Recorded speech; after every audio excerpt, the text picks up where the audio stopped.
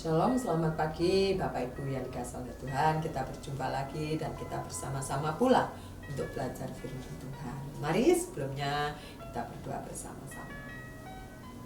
Bapa di dalam surga, pada pagi hari ini kami sungguh bersyukur dan kami menikmati semua anugerah, rahmat dan kasih yang daripada Tuhan.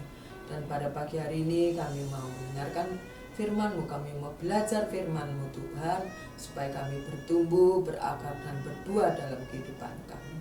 Terima kasih, jamah hidup kami, tenangkan hati dan pikiran kami, supaya apa yang kami pelajari pada pagi hari itu, Tuhan semakin menguatkan iman kami. Di dalam nama Tuhan Yesus, haleluya. Amin. Puji Tuhan. Bapak Ibu Saudara yang dikasihi oleh Tuhan, pada pagi hari ini kita tetap melanjutkan di dalam 1 Raja-Raja 17. 1 Raja-Raja 17 sekarang. Saat ini ayatnya ke-17 sampai 24, dan pada pagi hari ini saya akan memberikan judul yaitu Masih Ada Harapan. Amin. Haleluya. Kemarin kita belajar bagaimana janda Sarfat ini sudah melakukan hal yang terbaik kepada hambanya, yaitu Elia. Telah memprioritaskan sesuatu yang begitu berarti dalam kehidupannya, dan Tuhan melimpahkan berkatnya. Tuhan mencurahkan berkatnya kepada janda Sarfat. Tetapi ternyata setelah janda Sarfat ini melakukan atau memprioritaskan sesuatu yang ia miliki kepada Elia, ayat 17 berkata begini Bapak Ibu. Sesudah itu anak dari perempuan pemilik itu jatuh sakit, dan sakitnya itu sangat keras sampai tidak ada nafasnya lagi. Kata perempuan itu kepada Elia, "Apakah maksudmu datang kemari ya abdi Allah? Singgahkah engkau kepadaku untuk mengingatkan kesalahanku dan untuk menyebabkan anakku mati?" Kata Elia 19, "Berikanlah anakmu itu kepadaku." Elia mengambilnya dari pangkuan perempuan itu dan membawanya naik ke kamarnya di atas dan membaringkan anak itu di tempat tidurnya. Janda ini menjadi bingung, ya, karena setelah dia membuatkan roti bundar dan Tuhan mencurahkan berkat sampai ibu dan anak ini berkecukupan sampai musim hujan turun. Setelah itu anaknya meninggal Bapak Ibu. Datang lagi masalah yang lebih berat dalam kehidupan janda Sarfat. Sehingga dia mulai berpikir, dia bertanya, apakah Elia ini diutus Tuhan untuk menegur kesalahannya, untuk mengoreksi mungkin jalannya salah? Bapak Ibu Saudara yang dikasihi oleh Tuhan, lalu ayat ke-20 mengatakan, sudah itu berserulah kepada Tuhan, ya, Elia. Katanya, "Ya Tuhan Allahku, apakah engkau menimpakan kemalangan ini atas janda ini juga yang menerima aku sebagai penumpang dengan membunuh anaknya?" Elia juga mulai gentar. Dimana tadinya dia tinggal di Sungai Kerit sampai kekeringan, lalu Tuhan menggiring untuk dia berjumpa dengan janda Sarfat, ya, sudah aman. Setelah itu ada musibah, anaknya janda Sarfat ini meninggal. Sehingga Elia mulai berkata seperti di dalam ayat 20, "Apakah engkau menimpakan kemalangan ini atas janda ini juga?" Atas janda ini juga, yang dalam pengertiannya berarti Elia dan juga janda ini. Janda ini mulai ikut dalam kemalangan yang dialami oleh Elia.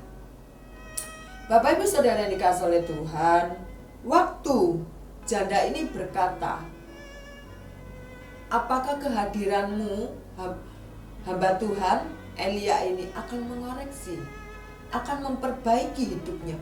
Betapa janda ini mempunyai hati yang lembut, peka dengan apa yang dia alami. Sehingga dia tidak menyalahkan Elia, tetapi dia hanya bertanya, apakah Tuhan dengan memakai Elia sedang menegur kehidupan. Haleluya. Kalau kita ditegur bagaimana? Oleh firman Tuhan. Ya. kadang-kadang daging kita ya. Itu kita belajar dari janda Sarfat ini. Sesudah itu maka diberikanlah anak janda Sarfat itu kepada si Elia, dibawanya ke kamarnya, ada di atas, lalu Elia membaringkan tubuhnya di tubuh anak itu, lalu ia mengunjurkan badannya di atas anak itu 3 kali dan berseru kepada Tuhan, katanya, ya Tuhan Allahku, pulangkanlah kiranya nyawa anak ini ke dalam tubuhnya. Apa yang terjadi Bapak Ibu? Tuhan mendengar. Tuhan mendengarkan permintaan Elia itu dan nyawa Elia itu kembali ke dalam tubuhnya sehingga ia hidup kembali. Bapak Ibu Saudara yang dikasihi oleh Tuhan. Haleluya. Ya. Kalau kita sering berdoa, kita yang gemar berdoa, kita berseru kepada Tuhan. Pada pagi hari ini kita diingat untuk kita meminta kepada Tuhan, untuk kita berseru kepada Tuhan dengan tidak pernah cuma-cuma. Amin. Ayat 22 tadi mengatakan Tuhan mendengarkan permintaan Elia, dan saya percaya kalau Tuhan mendengarkan permintaan Elia, Tuhan juga mendengarkan permintaan Bapak Ibu sekalian. Apapun itu jawaban Tuhan, pasti Tuhan mendengarkan seruan doa kita. Amin. Lalu di sini dikatakan 24, kemudian kata perempuan itu kepada Elia, sekarang aku tahu bahwa engkau abdi Allah dan firman Tuhan yang kau ucapkan itu adalah benar. Amin. Sekarang aku tahu, yang mengatakan dulu aku mendengar dari orang katanya, tetapi sekarang aku melihat sendiri dengan mataku bahwa Tuhan itu memang baik. Kita jadi ingat dengan salah satu Ayub, salah satu nabi, ya, hamba Tuhan Ayub yang dipakai oleh Tuhan. Sehingga waktu Ayub mengalami sakit penyakit dan juga kesusahan, putra-putrinya seketika itu nanti hartanya hilang, istrinya mengutuki dia, tidak ada lagi harapan. Teman-temannya mulai mencerca dia, kamu salah, kamu begini, kamu begini. Tetapi setelah itu Ayub berkata, dahulu aku mendengar dari kata orang, tetapi sekarang aku menyaksikan sendiri. Haleluya. Begitu juga dengan janda Sarfat itu. Dengan janda Sarfat ini maksud saya, ya, dengan mengatakan, sekarang aku tahu bahwa engkau abdi Allah dan firman Tuhan yang kau ucapkan itu adalah benar. Amin. Haleluya. Ini mengingatkan kita sekalian, Bapak Ibu Saudara sekalian, ya. Mungkin kita juga tidak ubahnya seperti Ayub.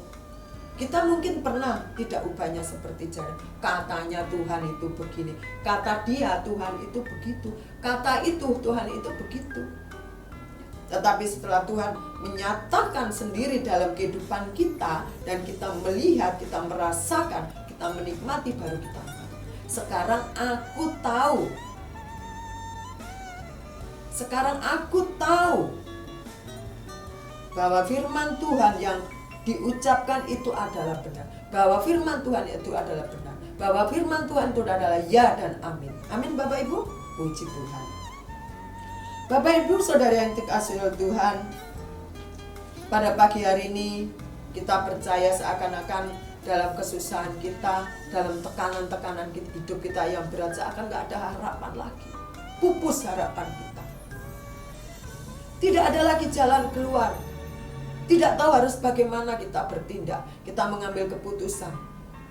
Tapi pada pagi hari ini kita diingatkan lagi oleh seorang ucapan janda Sarfat ini dengan mengatakan bahwa sekarang aku tahu, ya, dan firman yang kau sampaikan itu, ya, firman yang kau ucapkan itu adalah benar.